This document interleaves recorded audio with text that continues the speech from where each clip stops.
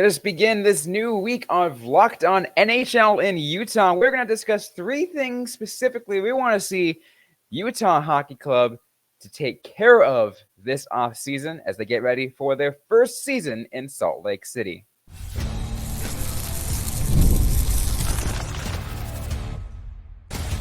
You are Locked On NHL in Utah, your daily podcast on all things hockey in Utah, part of the Locked On Podcast Network, your team every day.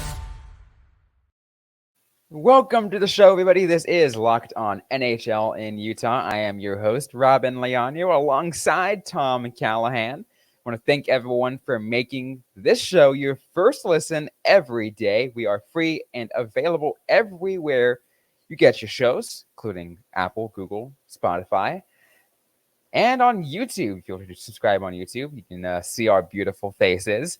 We got a great show on today's episode. We're going to be discussing three things that we want to see from Utah Hockey Club going into this offseason, approaching the draft, free agency, and beyond, to get ready for their first season, Tom. And three things is a lot. It's a big ask for us to try to narrow it down, because Utah has a lot of things they need to take care of this offseason.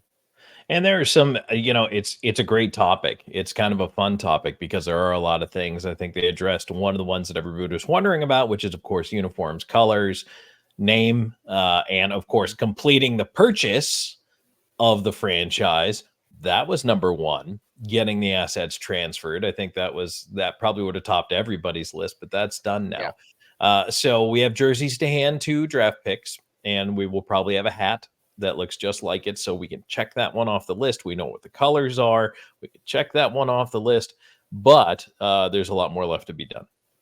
There is a lot more left to be done, whether it's on the ice or off the ice stuff, which, to be frank, we've talked about it. And I'll tell you, one of the things that you kind of said already, and talking about getting those jerseys and get whatever, there's still a lot to be left to do for Tom. And this is, I think, the first one I want to mention.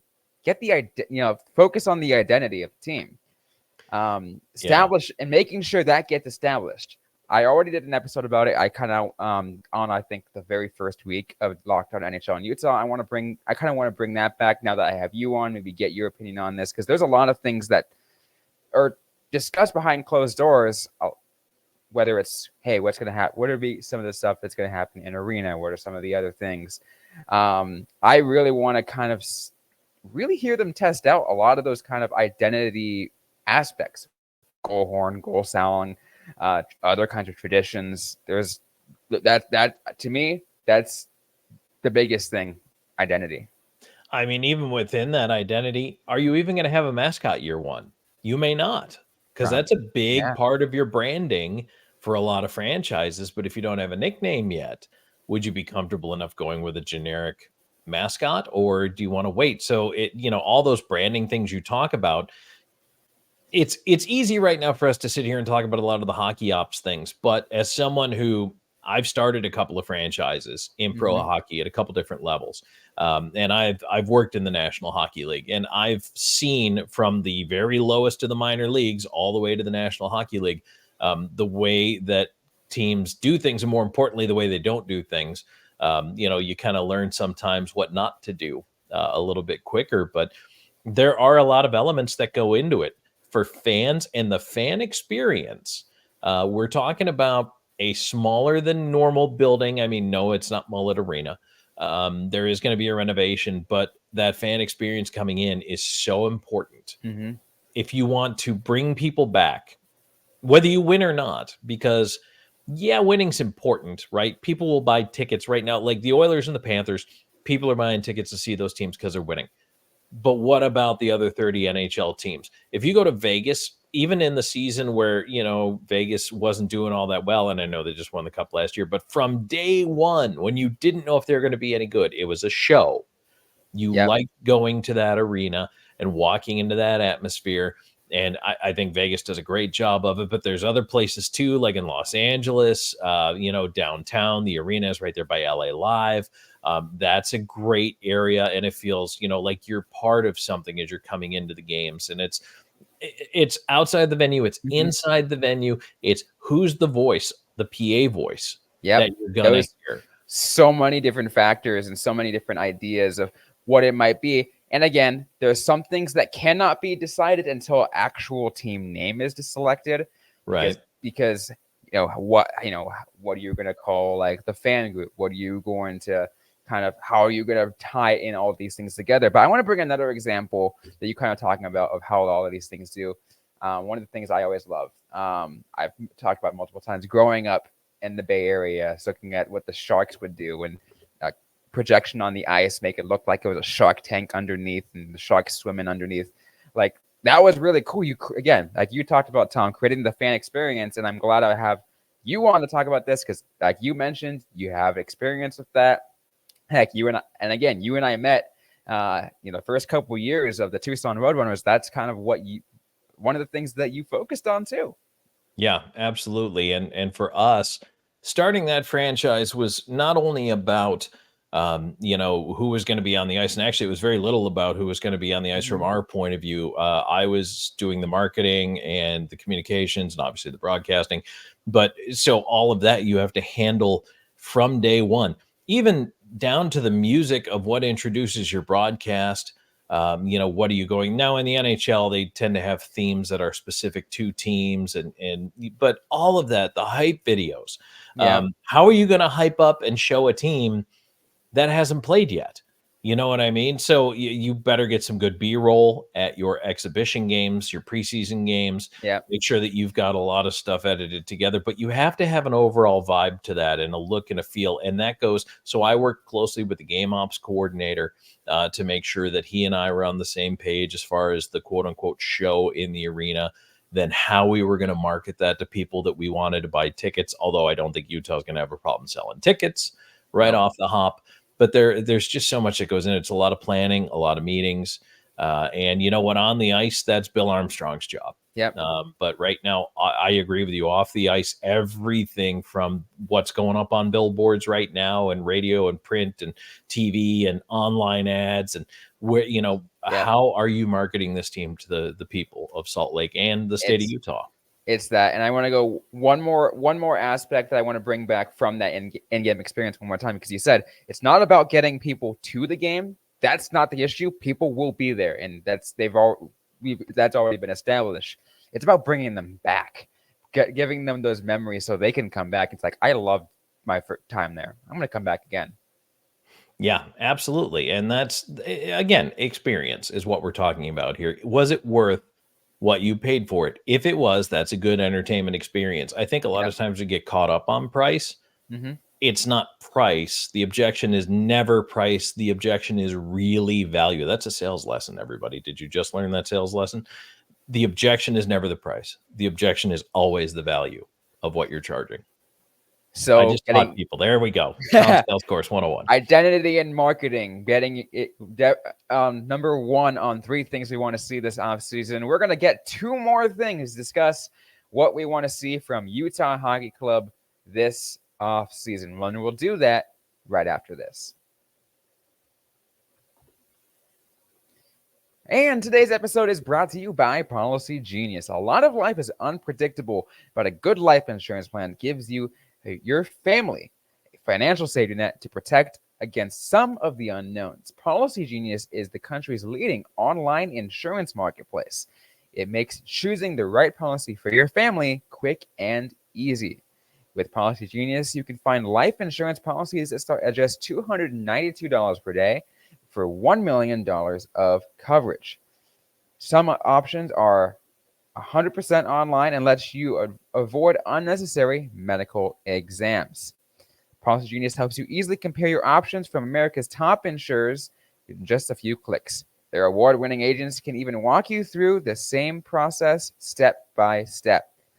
Your work life insurance policy might not offer enough protection for your family's needs. Even work, it may not come with you when you leave your job. Policygenius has never to recommend one show over another, so you can trust their guidance. They have thousands of 5-star reviews on Google and Trustpilot from customers who found their best fit for their needs. Get peace of mind for the right life insurance policy with Policygenius. Head to policygenius.com or click the link in the description to get your free life insurance quotes. See how much you can save. That's policygenius.com.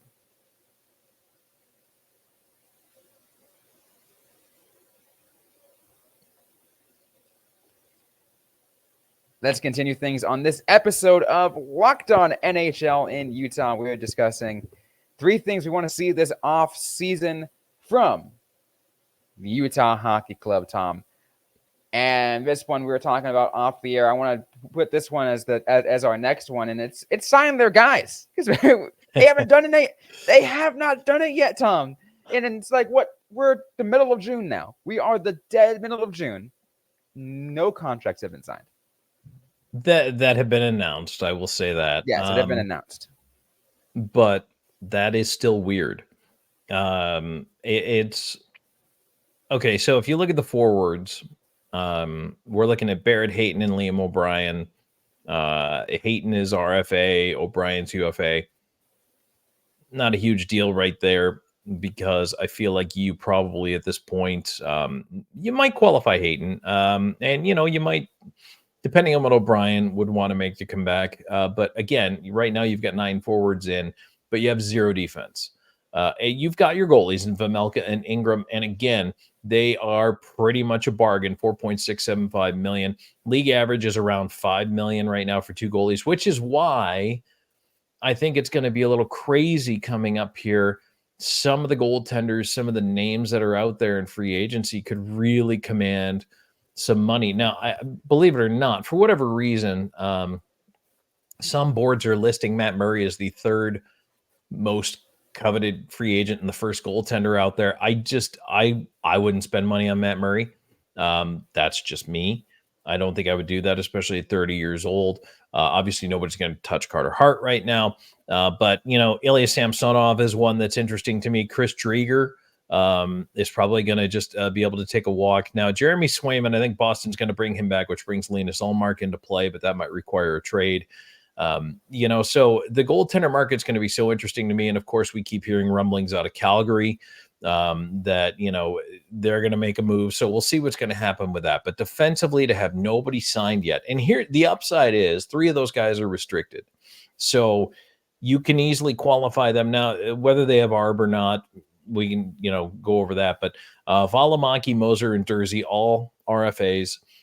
So there's some degree of team control to those contracts. Brown and Dermott, those are UFAs. Arbitration for those, but right, and eligible, I should say, because they could decide not to go to arbitration and be like, "Yeah, I'll take that deal." But it is worth noting because I think it was Lawson Krause's contract, for Arizona a couple years ago that went to arbitration, and I think it even went into the arbitration room before they actually announced the deal. It actually didn't actually happen, but they went in the room like, "Oh, final offer. Here it is." It takes time. It's a process. It is. And for folks who may not know, arbitration, once it's ruled on, is binding. But at any time during that process, until the ruling comes down, you can reach a deal. So just because a player says, well, we're going to arbitration, to your point, Robyn, doesn't mean they can't work it out. So, but I really think that that's something I'm a little surprised by. And if I were a Utah fan, I would appreciate Utah telling me there's at least 1 or 2 guys coming back in the fold that they've inked. Give me a little news in the run up to the draft here. That would be nice. If anything, I would like to at least hear that you're talking with these guys. At the very least, that you're discussing contract extension or just anything. I want to hear something. Yeah, and you know what? It'd be nice actually if Utah, and again, they're getting their media department together. They just named their director of communications, I think, 5 days ago. Yeah. So I'm giving them a big pass on this right now because they literally are building an entire team in the summer, which is real hard to do. Been there, done that. It sucked. But that's the runway they're on. It's super short, and you know what? The plane takes off when they get to training camp, whether they're ready or not. So they better be ready. So I understand a little bit of the silence right now because not everything transferred. Yes, the GM, the coach, the players transferred. Hockey ops, yes. But the other side of that front office, which we were talking about, point number your one, business side. it's a mixed bag of maybe some people are going or being asked to go, but maybe some are not. So some guys are gonna, stay with the franchise, and some will not. Some will get left behind or move on to other things. Some may have the option to go and not want to go to Utah. Maybe their family's based in Scottsdale and they're not going to go. So, the men and women working on the other side of all of this, you have to keep them in mind too. Yeah, there's certainly a lot of that too, and this is a complicated business. I mean, especially as you mentioned, especially as you mentioned, as we're talking that Utah is building a team in a summer. They've got less than 100 days until training camp starts. Like, that is not a lot of time to get all your ducks in a row. Right. It's not. And when you mentioned that last week, I don't know how high my eyebrows went physically, but in my mind, they were on the ceiling. Like, what? It's already that close? Yeah, it is. So that's just why we'd like to see a little ink on paper here. Yeah, and I think that's I always love it. Always the joke, I think, where you had all the old days of, I didn't even say old days, only a few years ago when it would happen on Twitter, when Bob McKenzie, after free agency, would change his name to Bobby Margarita because he was on vacation. right. I'm going on vacation. But even then, though, like that vacation doesn't last long. It doesn't last long at all. And there's those things that they have to take care of. You got to get those signings done. You got to get your team together. You got to make sure you get everything in order, because it's for any team, no off season, but for Utah, it's go nonstop. There should be, and I say should be because again, we haven't heard anything, and this is only my opinion, but we should be hearing kind of like updates. I wouldn't say daily, might be a little bit too much, but like 2-3 times a week, at least, kind of new updates, what's coming on, maybe whether it's hockey ops, signing, discussing contracts, what's going on maybe behind in the business side of things. Even if it's something basic. Robyn, to be fair, the reason why I feel like the franchise is not beholden to that, quite honestly, is because they're not worried about selling tickets. So that's generally the reason why you're putting that out there, is fan confidence in your product. And fairly or unfairly, flame away if you don't agree with this, but Utah doesn't have to worry about that. Utah is all set right now. They're going to sell their tickets. People are going to come to their games. Fan confidence can be wherever it wants to be. They're going to take to the ice. So there's not a whole lot of focus on it. Although right now, and again, Stanley Cup Finals going on, so everybody's looking at Edmonton and Florida, and the Toronto Maple Leafs. Those are really the three teams everybody's looking at. But somebody sent me a joke the other day, by the way. I just want to try this out on you. You ready? All right. How many Toronto Maple Leafs does it take to change a tire? I don't know how many. 1, unless it's a blowout and then the whole team shows up. Okay. Wow, I love that. That's not my joke. I'm just retelling it. But so the point being here is that the focus is elsewhere, and the particulars have been handled. Now that the sale and the transfer has properly been announced, there really is no more Utah news nationally of concern until the draft. Yeah. So I understand why it's a little quiet right now. But of course, you can also imagine that as the host for your local Utah team, we want to try to make sure that we keep you up to date every day. Obviously, there's only so much we will be able to provide you, but we like as your local podcast, we want to be able to make sure to keep, again, like I said, just keep you guys updated with everything that you might want to know. And that kind of, pouring over those things, that's why we look at the free agency market. That's why we see who's available. That's why we ponder, does Utah make moves? What can they do? They do need to bring guys in. Like I say, they've got basically 9 forwards, 2 goalies right now. So you've got 11 of, I don't know how many guys they will sign to contracts. I'm guessing they'll probably end up around 22. At least that's my thought. So we'll see what they're going to end up doing. But again, I mean, there's a lot of fast moving parts right now, and everybody's got their head down and they're running 100 miles an hour to the finish line. Once again, I would like to see all of the RFAs come back. And Hayton, I'd love to see back. Dursey, Mosier, Valimaki, I want to see them back. Like, I think they made an impact last season for Arizona, and I think they can make an impact again. And Hayton's only getting better. He's got a lot of crap, I think, the first couple seasons, but he's been getting really better. And I think he's become, I wouldn't necessarily core quite yet, but he's been a major supporting cast. Nice. Okay, I can go with that. Yeah.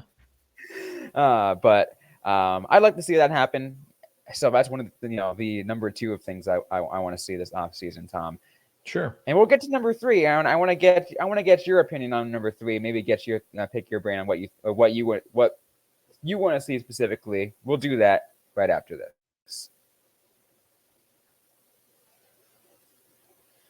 And today's episode is brought to you by FanDuel. Summertime means baseball, and you can bet it all on FanDuel. Right now, new customers get $200 in bonus bets with any winning $5 bet.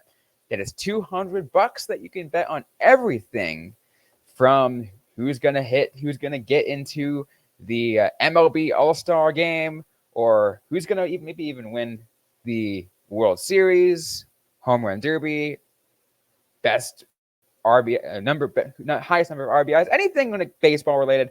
This is the best time to do it.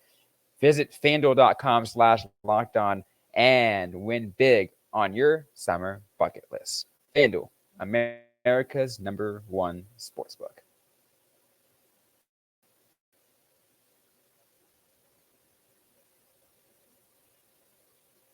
Let's close things off on this episode of Locked on NHL in Utah. Tom, I want to get your thoughts on these 3 things, and what's something specifically that we haven't discussed yet that you want to see from Utah Hockey Club this offseason? I like how you left my bullet point blank over there so I could take this in any direction I want. Whether it's I want to see the design of the Zamboni, or are they getting an Olympia? What's the difference? Well, look that one up. But there's 2 different ice resurfacing machines. There's a lot of things. I think what I want to see done ahead of time and shown off, and do a good job of showing off, is how exactly you're taking the Delta Center and getting these renovations done. And this kind of goes back to number 1. It'll loop back to that a little bit, into the putting the product together for the fans, but specifically for this arena. Now, when the NHL said the Seattle Kraken were going to go into what is now Climate Pledge Arena, and they were going to redo it by lifting the roof off that building and then renovating inside, that was a massive undertaking. The roof is historically significant. They had to do that to maintain the roof, and then they just rebuilt an entire incredible arena underneath it. Now, they had to make some structural compromises along the way and architectural compromises. That's one of the reasons why that building doesn't have one giant center hung scoreboard, because the roof can't do that. So they have 2 separate scoreboards. There's a lot of little things in there. So to me, I'm very interested in the process of the Delta Center. How are they going to convert it? It does have to go through some renovations. Yes, some of them will be done this summer, but not all of them. I want to know, how are you going to deal with obstructed sightline seats? Like, now I'm talking not only as someone who's talking about Utah, but as a fan of hockey. How are you going to deal with those seats?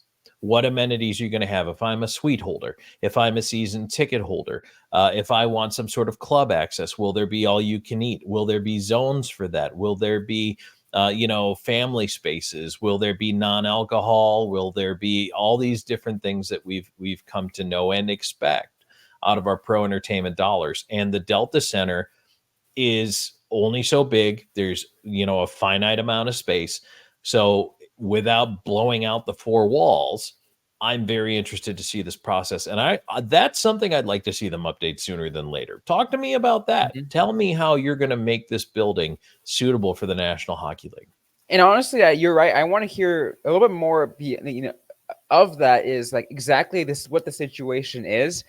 And I am kind of glad that as of right now, we don't have to worry about as much of the arena drama that the Coyotes had to deal with. It's like, oh, are they going to get a new arena or not?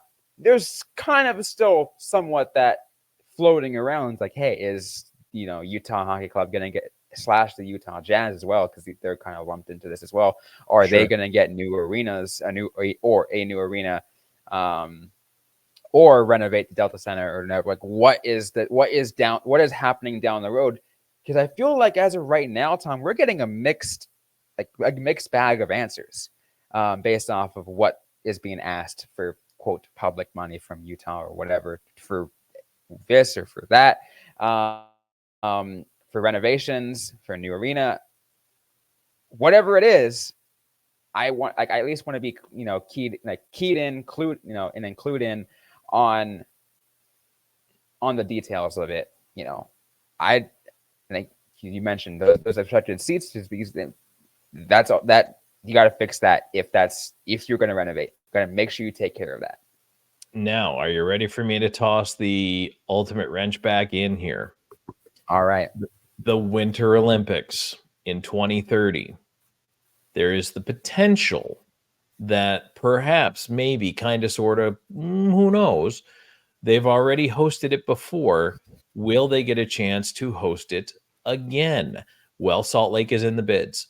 And so right now, France, by the way, they said their 2030 Olympic bid is on hold pending their national elections. So the 2030 and 2034 Winter Olympics. So now what are we going to do? The vote is coming up in Paris the 24th of July, but the bids are in. And I think if this all dovetails nicely, doesn't it? 2030 Winter Olympics coming back to Salt Lake, new arena, beautiful showcase venue, might have more than one sheet of ice in it, a la the Columbus Blue Jackets, who have their practice rink right next door. If you're hosting the Olympics anyway and you need the venues, you could have a smaller arena next door, maybe 3,000 to 5,000 seats, where you could do or put a junior team or whoever you want, potentially an NHL team playing out of that building, just something like that to have. But also you have the timeline to get it built. There's a reason to build it. Yep. And it will serve both hockey and basketball. Right now, the Delta Center is obviously purpose built for the Jazz. So if you want hockey to succeed in Utah, I think down the road they will need a building for it. They will, and I think the big, one of the questions is, and what's the thing that's been continued to be asked, among other outlets, among fans, is, will you stick with the downtown footprint? Are you going to try to stick in downtown Salt Lake City, or are you going to go outside of the suburbs where that's the only real site you can find? Right, and there's not enough time to just tear down on site, right? To go from one season to the next. Construction's not a 12-month thing there, unlike in the desert, where, let's say, if Arizona does end up getting a team back, they'll have a shorter timeline to complete the building, just because you can build 12 months of the year. So I think really it's going to come down to what parcels are available. And I will say the cautionary tale of cheap land. So for folks who don't know, especially Utah fans, Arizona, at the time when the Coyotes decided to move west, that was right before the housing bubble exploded, but they went west along with the Arizona Cardinals. So those two stadiums are across the parking lot from one another. At the time, it was Jobbing.com Arena where the Coyotes played. And, you were, just one good drive away with a golf ball from hitting the Cardinals stadium. So at the time, it looked like Phoenix was expanding west. It was a somewhat reasonable gamble, but the land was cheap and it was undeveloped. There wasn't a whole heck of a lot around there. Then the bubble bursts in 08. A lot of people end up literally walking away from their houses and their mortgages. A lot of things fell apart, and those reasons kind of contributed to it. So now, had the Coyotes chosen to stay downtown at America West Arena, where things have been working pretty well, or if they'd looked to the east, but they had to spend money for land on the east side of town because that was where the population was, they gambled and lost. Now, the Cardinals are just fine out there. Why? Because it's 8 games a year, and they're all, 99% on Sundays. So you can make that drive across town, you're fine. But on a Tuesday or a Thursday night, you're not making that drive across town in rush hour traffic. You're not even making the first period. So Utah, if you're listening to me, whenever you decide where you're going to put this arena, learn from that.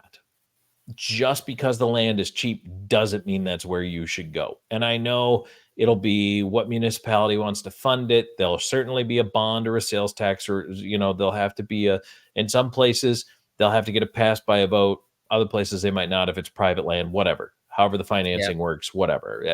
That's beyond my pay grade. But it just needs to be somewhere that is accessible to the fan base and people are able to, get in and out of. And then on top of that, your cheapest option is not always your best. So I'm a little worried about that. But again, because it's for the Winter Olympics, you might see some movement. Yeah. I'd also like to see, with that tied in, is able to spend a day there almost, sure. Be there, several hours before puck drop, enjoy a good dinner, and then enjoy the game. And maybe there's like an after party out nearby, or whatever it might be. Spend more than half a day in that area. Like, you want to make it worth it, right? Absolutely. And that's what was nice about the Westgate area out in Glendale. As you walked out, there were restaurants, there were shops. It was a nice place to be. They could hold concerts in the courtyard that was out there. That was nice. And a lot of other venues, as I mentioned, like Los Angeles, you feel like you're in the middle of something. You walk outside. LA Live. Fantastic example. Yes, you feel like you are somewhere, Some other buildings, especially some of the older buildings, didn't have a whole lot of choice in the matter. But things tend to pop up around venues, and especially successful venues. So, and you look at, I'll just look at what the Atlanta Braves did when they built Truist Park, literally built an area around it, a little community around it called the Battery. And that's what a lot of the mixed use development looks at now for new stadiums. They want not only the building, but they want everything around the building. They want the condos, they want the shops, they want the restaurants, they want to own all of that and have that as part of their deal. That's what and that's what the Coyotes tried to do in Tempe and failed. And again, this goes back to what you're saying. If you are listening, Utah fans, make sure that mistake is not made again. All we're saying is learn from the Coyotes' mistakes. Because last thing I wanted them to go through that again. I already went. I think the NHL doesn't want them to go through that again. I feel like Gary Bettman would reach down from on high and say, no, we're not doing this. I feel like a number of us, Tom, lost years of our lives watching the Coyotes go through what they did. This used to be red. This all used to be red. So it's not anymore. Absolutely. Any final thoughts before I close things up on this show? Just that we're entering, first of all, Game 5 of the Stanley Cup Final. I do want to mention real quick, Edmonton, at least they showed up and had one game, although now they may have ended up using all their goals in one game. But that was a historic output. The Vancouver Millionaires were the last team to do that. I think it was the 1920 Stanley Cup, they said, or 1918, when faced with elimination to score 8. That's wild. Good for them. I didn't want to see it end that fast. But so once that's over, prepare for everyone's focus to go entirely to the draft and free agency. Whoever takes their victory lap with the cup, great. But as soon as that's over, that is the mode we're going to focus and engage with. And the wheels are turning really fast right now. And again, as that free agency comes up too, because remember, let's keep in mind, and again, I'm not saying Utah should chase after this person, but a big ticket free agent comes once in a while, and you very rarely is a name like Steven Stamkos potentially hit the free market. So again, there's going to be so much eyes on the draft and free agency. So I think the first 2 days of free agencies or where free agency is always where guys are overpaid. And then after that, day 3 to day 5, you start to hit your bargains. And after day 5, you get your real value players in free agency. So be patient. Yeah, and that's what we're here for. We're going to keep you up to date on all those things that happen as they come close and as they happen right here on Locked On NHL in Utah.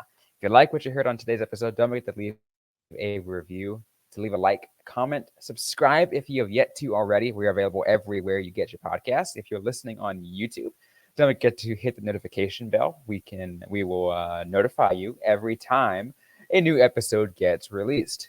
Don't forget to interact with us on social media. We are on the app formerly known as Twitter at LO_NHL Utah. I am at Robyn_Leano. Tom Callahan is at Callahan on air. Interact with us. Ask a question you might have. We might answer right back or on a future episode of the Locked On NHL in Utah podcast. Thanks again, everyone, for listening to today's episode. Hope you guys staying safe out there. Hope you guys staying healthy. And we'll see you guys next time.